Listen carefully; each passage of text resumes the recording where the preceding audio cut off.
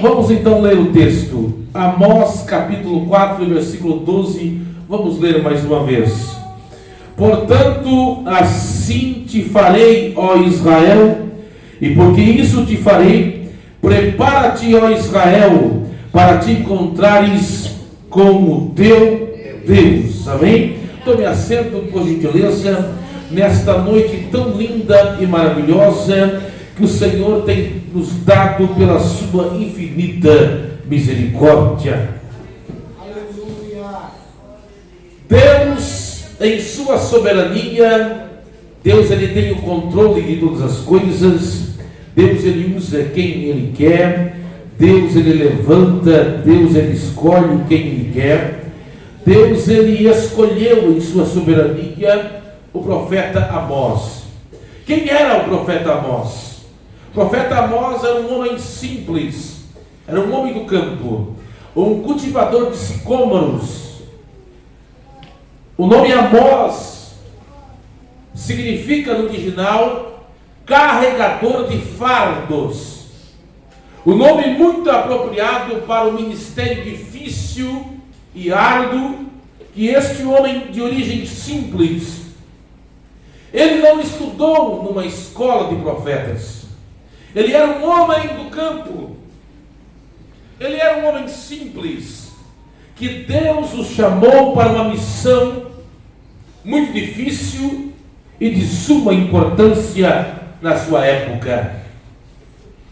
Ele viveu em 760 anos antes de Cristo, quando o reino do norte, cuja capital era Samaria, vivia numa prosperidade incrível, mas era uma falsa prosperidade. O rei era Jeroboão II. Quando nós lemos o livro de Amós, em determinado momento diz que as casas eram de mármore, havia uma falsa paz, uma falsa segurança, e o povo estava cada vez mais longe de Deus, cada vez mais afundado no pecado, no engano e na apostasia. Deus então vai lá no campo, vai lá na roça, para você entender. Aleluia. E separa esse homem simples, esse Amós, que vivia na aldeia de Tecoa, nas montanhas de Israel. Um homem que nunca tinha estudado para ser profeta. Um homem que talvez nunca pensou em ser profeta. E Deus diz para ele: vai até Betel. Betel era um dos lugares profanados para a adoração do bezerro de ouro. Ali o povo tinha feito um santuário para adorar o bezerro de ouro. E Amós chegou ali profetizando contra a casa de Jeroboão II. E quando ele chegou ali, entregando uma mensagem que não agradava àqueles que estavam no caminho do erro, quando ele chegou ali, entregando uma mensagem que não agradava àqueles que estavam no pecado, o sacerdote Amazias olhou para ele e disse: ó profeta, vai para a tua casa, vai para a tua terra, volta para a roça, volta a cultivar sicômoros. Nós não queremos ouvir a tua mensagem, nós não queremos ouvir a tua palavra. Aí Amós, isso está lá no capítulo 7 do livro de Amós. Aí Amós vai dizer uma frase incrível, uma frase de um homem de Deus que tem compromisso com a palavra de Deus. Amós vai dizer: eu não era profeta, nem filho de profeta, mas o Senhor me chamou e disse: vai e profetiza. Aleluia. Quando eu olho então para o livro de Amós, para o contexto de Amós, para a chamada de Amós, para a nossa época, para os dias conturbados que nós estamos vivendo, parece que a história se repete. Se eu pudesse, nos minutos que me são dados, E eu tenho uma mensagem de Deus para entregar à igreja. Pregador, irmãos, eu prego pela misericórdia de Deus há 20 anos. E existem duas coisas na mensagem. Existe a emoção, e é importante a emoção de uma pregação, e existe a razão. Quando eu era garoto, quando eu comecei a pregar, eu valorizava demais a emoção, o boom, as pessoas ficaram, rodopiar, isso é importante. Mas depois, quando você começa a amadurecer na pregação do ministério, você começa a notar que o mais importante não é a emoção, a razão. A pessoa sair para aquela porta e no outro dia, a pessoa lembrar daquilo que o pregador pregou e ficar aqui guardada no coração. Meu Deus, o pregador está certo, eu preciso melhorar a minha vida, eu preciso colocar em prática aquilo que ele pregou, eu preciso viver a palavra, eu preciso endireitar, consertar a minha vida. Aí você para olhar a pregação e você começa a analisar. E você, não que você não comece apenas a ser racional, mas você começa a parar e dizer: eu preciso analisar também de uma forma racional a mensagem, e não apenas de uma forma da emoção. Então eu tenho aqui nessa mensagem que o Senhor tem colocado no meu coração duas coisas, ou duas partes, se o tempo me permitir. Amanhã, já que a temática da mensagem nos leva à escatologia, e especificamente ao arrebatamento e à volta de Jesus, se o Senhor nos der graça e permitir, amanhã falarei especificamente sobre arrebatamento, a volta de Jesus, ou o cronograma pré-tribulacionista, haja vista que nós somos pré-tribulacionistas. Quem crê na volta de Jesus e que a igreja não passará pela grande tribulação? Quem crê? Amanhã, se o Senhor assim permitir. Mas hoje em específico eu me deterei sobre o contexto de Amós, sobre o juízo, porque veio o juízo na época de Amós e porque vai vir o juízo em nossa época, e sobre estar preparado para o juízo e para o arrebatamento da igreja. Quem quer ouvir a revelação? Então vamos para a primeira parte da mensagem. Por que veio o juízo? Porque Deus trouxe o juízo na época de Amós, e repetindo aquilo que eu falei no começo da mensagem, só para você gravar, e nós aprendemos que a repetição faz nós aprender, faz nós gravar, né?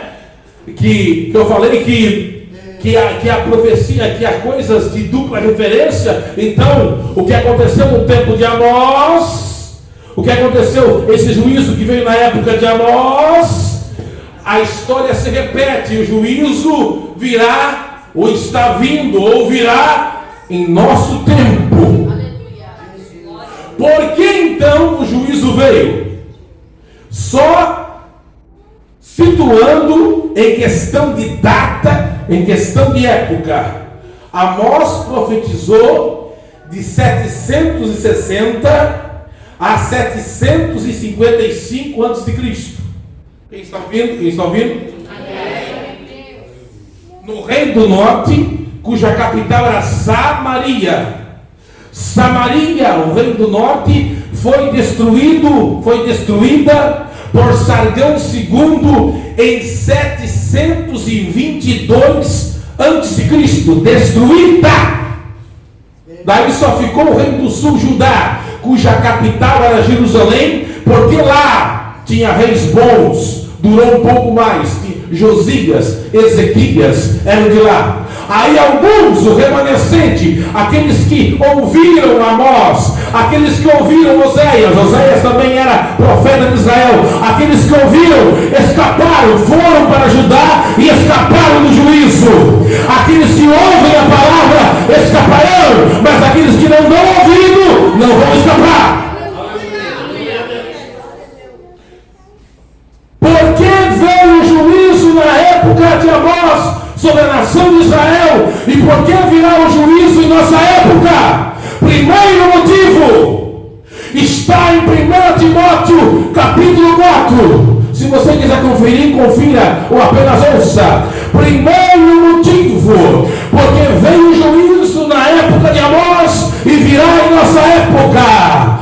1 Timóteo capítulo 4, Paulo diz: mas o Espírito expressamente diz que nos últimos dias apostatarão alguns da fé, ouvindo espíritos enganadores e a doutrinas de demônios. Primeiro motivo, apostasia.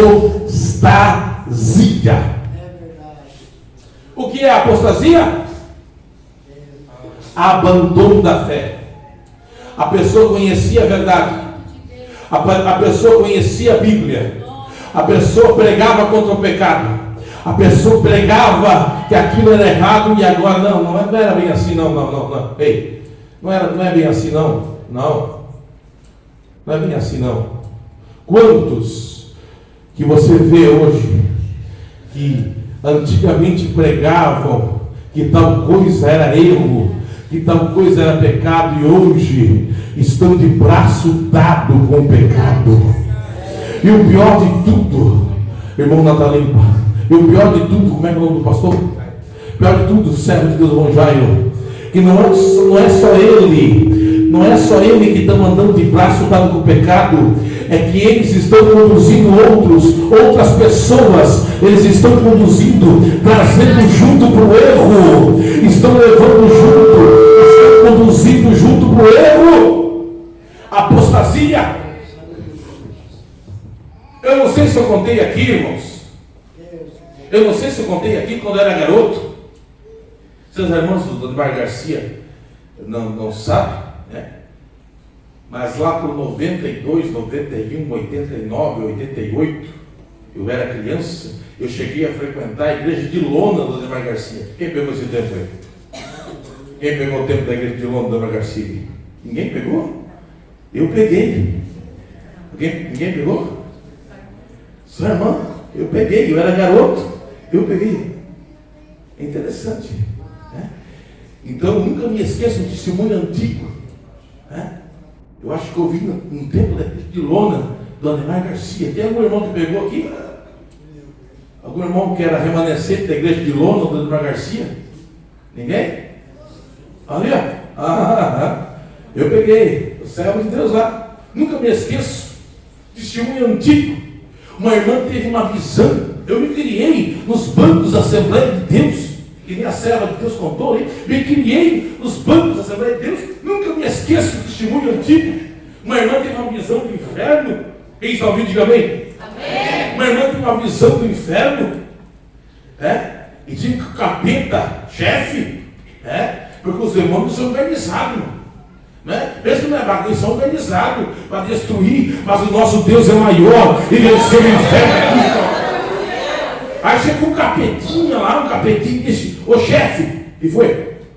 Tinha os crentes indo para o congresso lá, uma crentalhada, e eu virei o ônibus, matei todos os crentes. Aí o capeta achou o demônio burro. Por que, chefe? Estou tudo no céu, nós perdemos o capeta burro, capetinha burro, estou tudo no céu agora. Aí o outro capetinha chegou: mas eu não sou burro que nem ele não, ô chefe. Por quê? Sabe aquele pregador que incomodava nós? Sei. Eu fiz ele desviar, e agora ele está pregando mentira. Eu apostatei ele. Aí o capetão: esse aqui não é burro não, vai ser promovido, ó. Esse aí vai ser promovido, Por quê? Porque apostatou e está conduzindo um monte de gente, um monte de gente que antes seguia ele, está seguindo, ó, vai ser promovido. Entendeu? Como o inferno age? Apostasia, irmãos. Apostasia. Nós vivemos época de apostasia. Por isso o juízo veio sobre Israel e vai vir sobre a terra. Mas continue na verdade, continue no caminho que leva, continue pregando a verdade, continue vivendo a verdade, não saia da verdade. Quantas pessoas saíram da verdade? Quantas pessoas saíram da verdade? Primeiro motivo. Ai, irmãos. Mas há um segundo motivo. Estou pregando a primeira parte da mensagem porque o juízo veio. E por isso Deus está dizendo: prepara-te, ó igreja, prepara-te, ó Israel. Segundo motivo, porque Israel escolheu o engano em vez da verdade. Quando eu falo engano, irmãos, porque havia uma falsa prosperidade. Hoje em dia se prega por aí que se o camarada tem um carro, eu não vou aqui também dizer, irmão, que vou aqui pregar aqui que tem que ser pobre para ir para o céu. Também não é bem assim. Quem não quer, né? Ter uma casa boa, um carro bom. Mas existe aí uma teologia por aí que diz que tem que ser rico também. Não é bem assim também, né? Então havia ali uma falsa prosperidade. As pessoas confiavam na riqueza. Ou o rei Jeroboão ali, eles confiavam no rei Jeroboão, eles confiavam no rei, eles confiavam no exército, eles confiavam no homem. Aí está o perigo. Confiavam no braço de carne. E essa geração, esse mundo aí confia em um monte de coisa. Confia na sua sabedoria, confia em um monte de coisa e às vezes não confia em Deus. 2 Coríntios 4:4, dos quais o Deus deste século cegou o entendimento dos incrédulos, para que não lhes resplandeça a luz do Evangelho da glória de Deus, que é a imagem de Deus. Por que tanta gente, irmãos, faz aborto? Por que tanta gente segue ideologias erradas, pastor Levi? Porque tanta gente segue coisa errada? Porque elas estão cegas, elas não conhecem, irmão, a verdade do Evangelho, que nem eu e você conhecemos. Elas são enganadas, mas eu e você já fomos libertos pela verdade, e conhecereis a verdade, e a verdade vos libertará. Ai, por isso o juízo virá sobre esta terra. Mas há um terceiro motivo, porque o juízo veio sobre Israel e também virá sobre essa terra. O terceiro motivo é porque eles não ouviram os profetas, e em vez disso não ouviram os profetas, e havia ainda uma gravidade. Eles escolhiam ouvir os falsos profetas do que ouvir os profetas de Deus. Aí tem um texto em 2 Timóteo capítulo 4, em versículo 3. Se eu não estou equivocado, confere aí para mim se eu estou certo, que a vez falha aqui, irmão. 2 Timóteo capítulo 4, versículo 3. Quem está ouvindo, diga amém. 2 Timóteo capítulo 4, versículo 3 diz assim, ó: tendo comichão nos ouvidos, amontoarão doutores para si, conforme suas próprias consciências. Eles não querem ouvir a verdade. Aí eles escolhem pessoas que vão falar coisas que agradam o coração deles. Aí eu me lembro de Jeremias. Jeremias tinha uma mensagem que não agradava a eles. Vocês vão ter que se submeter ao Nabucodonosor, vocês vão ter que se converter. O cativeiro na Babilônia vai durar 70 anos. Eles não gostaram da mensagem de Jeremias. Aí vinha um falso profeta, um tal de Anani, mas só 2 anos vai durar o cativeiro. Não, esse é de Deus. O Jeremias pode colocar no calabouço, na lama, porque é um falso profeta. Por quê? Porque a mensagem não agradava a eles. Mas o falso profeta, essa geração, irmãos, esse aqui é forte. Quem está ouvindo? Quem está ouvindo? Aleluia. Eu vou dizer uma coisa forte. Eles querem Deus, mas não querem o Deus da Bíblia. Glória a Deus. Esta geração quer Deus, mas não quer o Deus da Bíblia.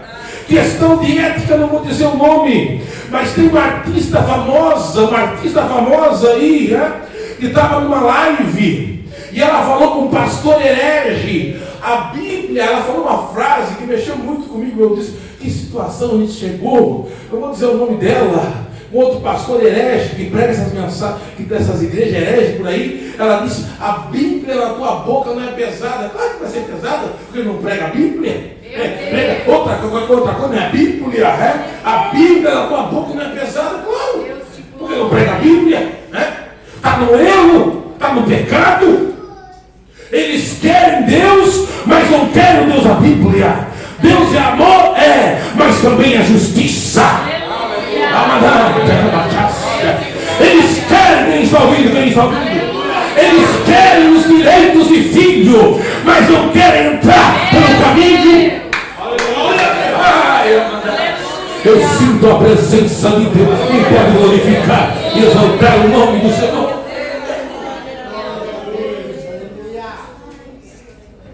Ainda estou na primeira parte da mensagem. Quarto motivo: porque o juízo veio sobre Israel e virá sobre o nosso tempo também. Mateus 24 e 12. Você sabe, né? Mateus 24 e 12. E por se multiplicar a iniquidade, o amor de muitos se esfriar.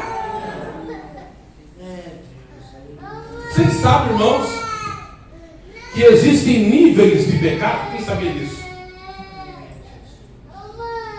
Vocês sabem que todo mundo aqui pecou hoje, né? Tem ninguém aqui que não pecou. É aquela frase famosa. Você está lá lavando a louça, né? Eu lavo a louça com minha esposa, né? Para ajudar, né? Aí vem aquele pensamento, sabe aquele pensamento de sangue de Jesus tem poder. Cara, é verdade? Acontece. O problema não é não deixar a frase, o senhor não conhece essa frase antiga? O problema não é o pássaro voar, passar voando na sua cabeça. O problema é fazer ninho. Todo mundo peca, irmão. Não é verdade? Não peca.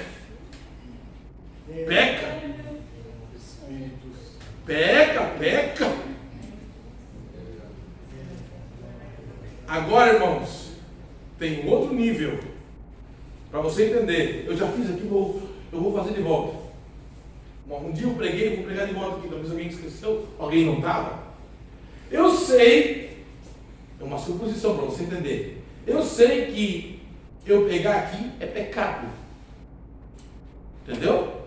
Eu sei que eu fazer isso aqui pequei. Está entendendo? Ó, eu sei que eu fizer isso aqui eu pequei. Mas mesmo assim eu. Quem entendeu? Amém. Ó, eu faço. Aí chega um momento que eu me acostumo.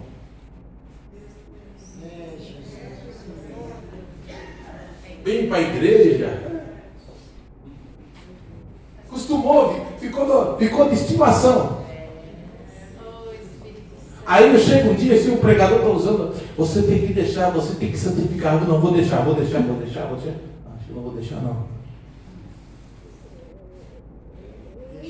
Sabe o que é iniquidade, irmãos? Iniquidade é pecado consciente. Eu sei que é errado. Eu sei que Deus não gosta. Eu sei que é pecado, mas mesmo assim eu faço. Aí tem o nível máximo: abominação, feitiçaria. Meu Deus. E tem uma outra coisa aqui, se a gente falar, a gente corre o risco até de ser preso.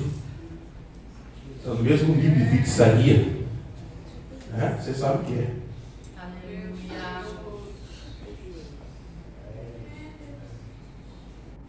Essa geração, irmãos, nunca houve uma geração tão pecadora. Nunca houve. Eu falei para os jovens da minha igreja, na minha época, eu tenho 4.4. Quem é da minha geração aqui? 4.4. Na minha geração, irmãos, o pecado sempre teve pecado. Sempre teve. Mas não como nessa época, irmão. Uma facilidade tão grande de pecar.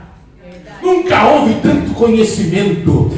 A rede social, nunca houve na história, irmãos. Nunca houve. Nós estamos vivendo uma época de uma coisa virtual. Pastor Levi sabe disso. Os pastores, os obreiros aqui sabem. Nós nunca vivemos uma época como essa, irmão. Uma coisa assustadora. Aí se cumpre aquela passagem, um pouquinho de tempo, o que há de vir, virá e não tardará. É esse tempo que nós estamos vivendo. Canta a basura, a managatéria, a basura, a managatéria.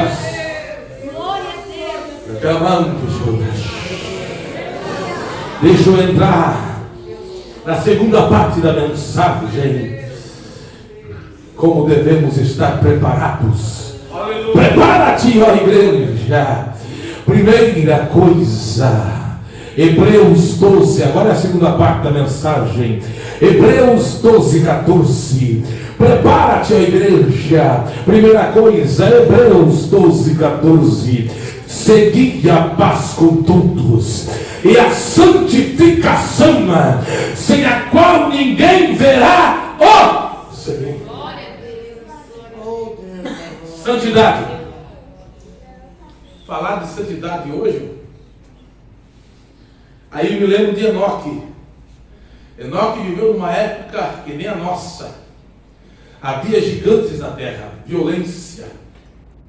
E Enoque andou com Deus, andou com Deus, andou com Deus. E ele chegou num grau de santidade tão grande que Deus tomou Enoque. Vem comigo. Essa terra não merece você, vem. Aí eu me lembro de José. Bendito José, irmãos.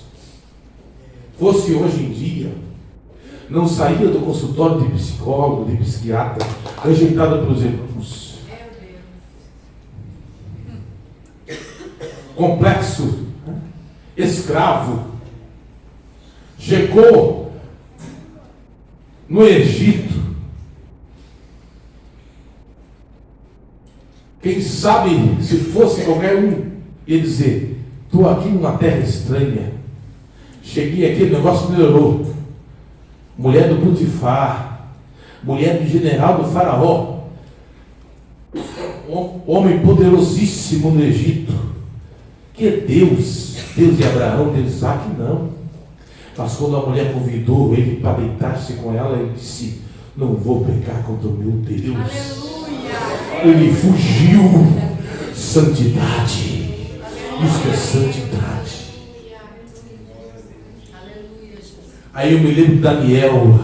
Daniel estava no lugar mais.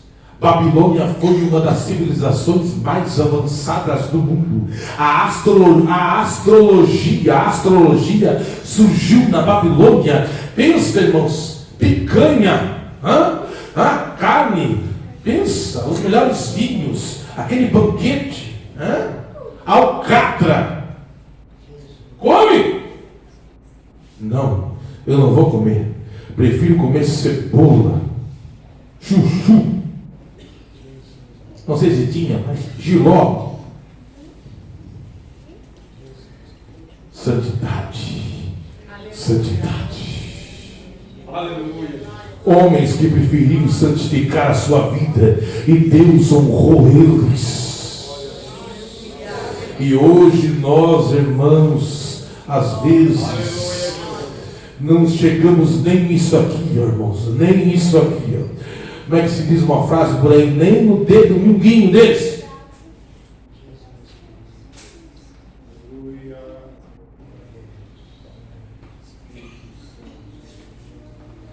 Prepara-te, ó igreja.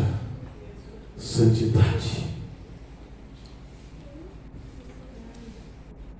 A mulher de Sunem chamou seu marido e disse, segundo Reis, capítulo 4, versículo 9, segundo Reis, capítulo 4, versículo 9, eis que tenho observado que esse que passa por nós é um santo homem de Deus.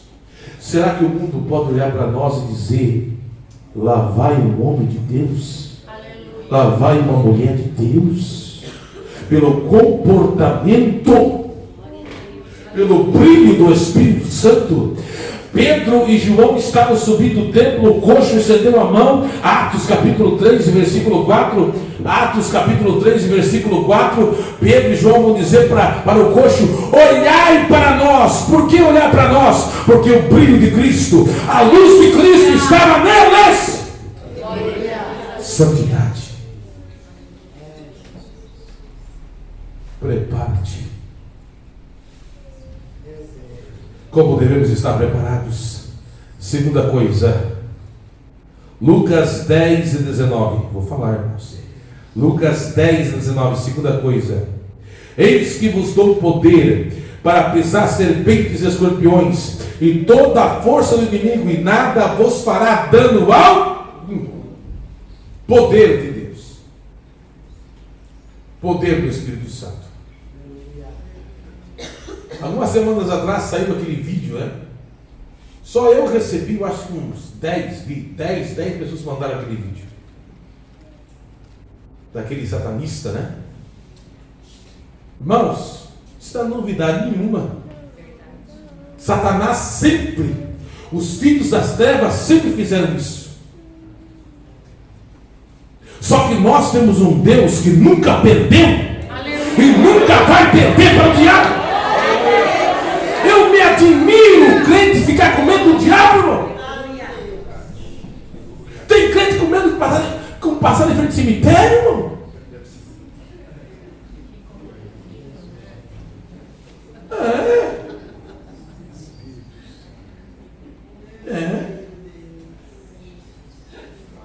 Crente com medo de assombração. Crente que se manifesta um demônio na igreja, ele foge, vai para casa sem o seu poder. Que negócio é esse, irmão? Tu tem o poder do Espírito Santo.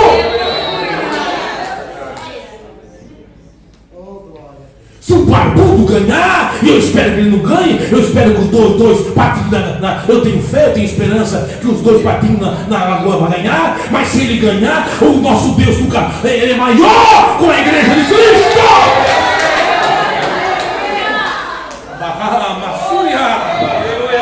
Isso aqui não estava no script, saiu sem querer. Eu sinto a presença. Eu sinto a presença de Deus. O poder de Deus é maior, irmão. Eu creio. É que tem gente que fica dizendo aí, mãe, A e B, não, eu digo. Eu sou dois, pronto. Não fica em cima do muro, eu sou dois, pronto. Fica lá, não pode ir lá, não pode B. Toma a posição, diga uma coisa, irmão. Eu sinto a presença de Deus. Aleluia.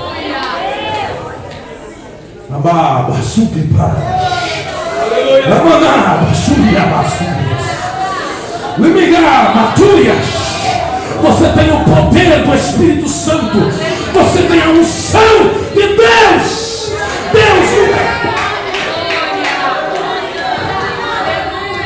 Sabe, irmão, parece que tem gente que acha que Deus ganha do capeta, que nem na Copa do Mundo lá, foi em 94, que aquele jogador lá, como é que é o nome, o Baixo, né? No último momento soltou o peito para falar: Deus já venceu o capeta lá na cruz do Calvário? Deus já venceu lá na cruz do Calvário? O diabo já é derrotado? Você tem o poder do Espírito Santo. Agora não brinca com ele. Não dá lugar para ele. Não deis lugar ao diabo. Aleluia. Seja cheio do Espírito Santo. Busca a presença de Deus.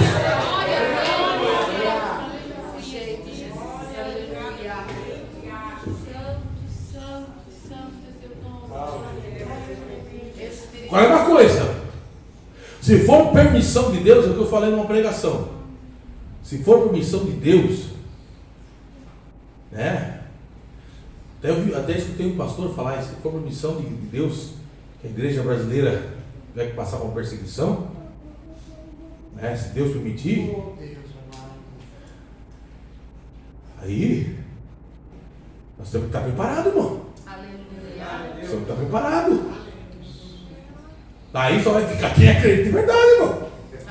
Quem está meio assim, ó. Não é, pastor Olívio? Só vai ficar quem acredita de verdade. Né? Aí por isso que nós, né? Mas Deus é maior.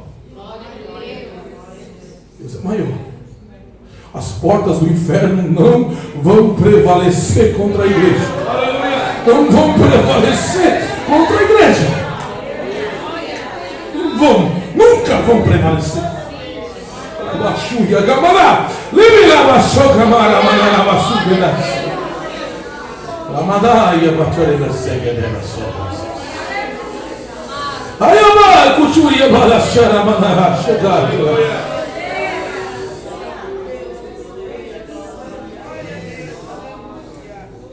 Como devemos estar preparados? Terceiro. Aleluia. 1 Tessalonicenses 5:17. 1 Tessalonicenses 5:17. Orai sem cessar, em oração. A oração é o segredo da vitória. A oração move a mão de Deus. A oração é o fogo. A oração é a lenha. É a lenha que alimenta o fogo. Aleluia. Espírito Santo. Vocês já ouviram isso? Houve um pastor na história chamado John Knox. Quem já ouviu sobre John Knox? A rainha da Inglaterra vai falar sobre John Knox. Eu prefiro todos os canhões do mundo voltados contra o meu país, a Inglaterra, do que John Knox de joelhos dobrados orando contra o meu país. Já pensou? Aleluia. Poder da oração. Aleluia. Lá eu banco, Aleluia. a oração move a mão de Deus a nosso favor. Aí abaixo. Eu vou fechar a Bíblia agora, irmãos. Vou falar o último. Prepara-te, ó igreja. Mateus 24:13. Com isso eu termino, que as horas já, né? Mateus 24:13. Aquele que perseverar até o fim será salvo. Com isso eu termino. Obrigado por você ficar até agora. Eu vou terminar contando. Você vai entender depois que eu terminar. 1960. Perseverança.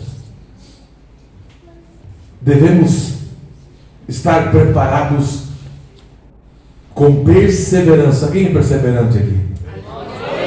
Quem espera Cristo com perseverança aqui? Uma das guerras, com isso eu termino, uma das guerras, até hoje nos Estados Unidos, quando fala esse nome, lembra de derrota. Guerra do Vietnã. Guerra do Vietnã. Uma guerra que os Estados Unidos perdeu, né? Uma vergonha. Tinha no interior dos Estados Unidos uma menina, uma moça crente.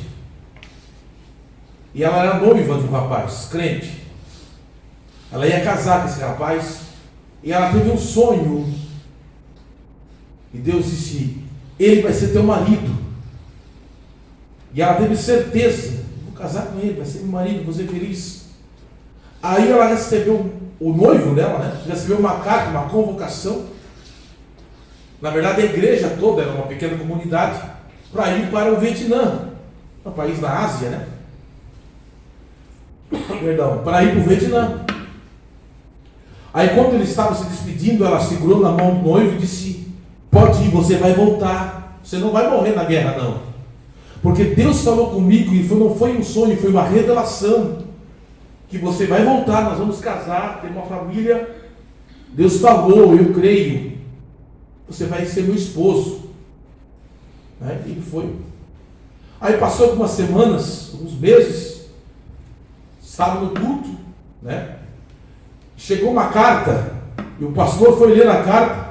Quando o pastor foi ler a carta, o pastor começou a chorar, ficou espantado e começou assim a lágrimas, e o pastor começou O exército norte-americano informa, porque todos os homens daquela comunidade, eles fizeram parte de um único pelotão lá no Vietnã.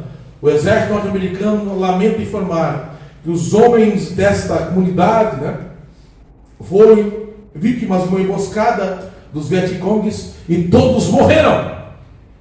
Aí era mulheres, esposas, noivas, namoradas chorando, né?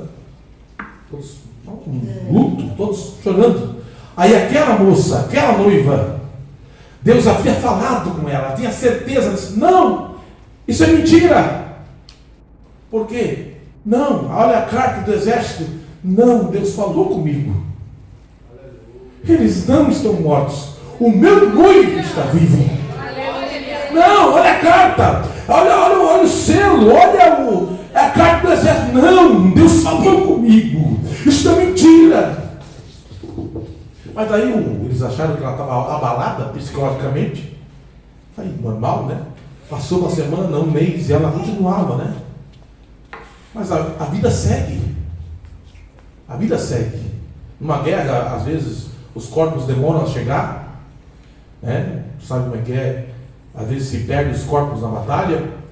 Passou 3 meses, 6 meses. Não me lembro exatamente o tempo. E a moça insistia. Eu sei, Deus falou comigo. E ela perseverando, ele não morreu, ele está vivo, ele vai voltar, ele vai voltar. 1 ano, mais ou menos. Nesse interim de tempo, irmãos, o ser humano é fácil deixar, se desapegar. Incrível isso. Tinha mulheres, viúvas, que já tinham casado com outros homens. Porque o exército tinha falado, tinha pessoas namoradas que tinham arranjado outros namorados, noivas, que estavam noivas com outros rapazes. Mas um dia, quem está ouvindo? Chegou uma outra carta do exército. O pastor olhou assustado, não pode, outra carta. Né? Ele abriu a carta, e sabe o que estava escrito na carta? E a noiva, que alguns diziam, ela está abalada, ela não admite que o seu noivo está morto. Mas essa segunda carta, sabe o que o pastor abriu? O que essa segunda carta dizia? O exército americano raramente erra, mas infelizmente desta vez errou. Os homens desta igreja não estão vivos, eram outros homens, todos estão vivos e estão voltando aí para essa cidade, para os Estados Unidos. O noivo está voltando. O noivo está voltando. Agora imagine, irmãos, aquelas que não tinham esperado, aquelas que tinham desistido, aquela noiva que tinha arranjado outro noivo. Imagine agora. Mas a noiva que não perdeu a esperança, porque Deus tinha falado com ela, estava esperando, estava aguardando. Pregador, o que isso tem a ver? Essa história, irmãos, trazendo para a nossa realidade. Muitas igrejas já traíram Jesus, muitas igrejas já não esperam mais Jesus, muitas igrejas já perderam a esperança da volta, mas a igreja de Cristo ainda espera Ele. Nunca vai perder a esperança. Nunca vai perder a esperança. Se coloque de pé. Se coloque de pé.